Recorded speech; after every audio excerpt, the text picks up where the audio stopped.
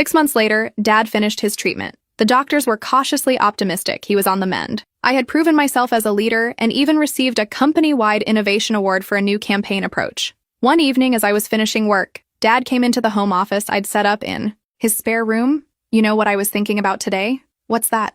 I asked. "Closing my laptop that day at the hospital when you came in after quitting, there was something different about you. Like a weight had been lifted." I smiled. "I remember he sat down across from me before that day. I was worried about you more than myself, worried you were letting life happen to you instead of making choices.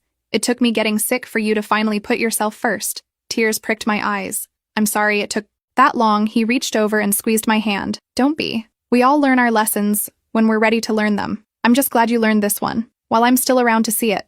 We sat in comfortable silence for a moment before he added, "Your mother would be proud of you. She never took crap from anyone either." That made me laugh. Mom certainly wasn't a pushover. Late that night, I found myself thinking about the person I used to be, always saying yes, always accommodating everyone else's needs before my own. I didn't hate that person. She was kind and well-intentioned, but she was also afraid of conflict, afraid of disapproval, afraid of standing alone. The woman I'd become wasn't fearless, but she faced her fears. She set boundaries. She demanded respect, and strangely enough, she received it far more often than the woman who had begged for it. The following week, I received an email from Ryan. Of all people, he'd been reassigned after I took over, and was now working under another manager who apparently made Diane look positively angelic in comparison. The email was asking if I had any openings on my team. He'd heard I was a fair boss who gave credit where it was due. I stared at the email for a long time, thinking about how desperate I had been for recognition, how I would have jumped at any chance to work for someone who valued me.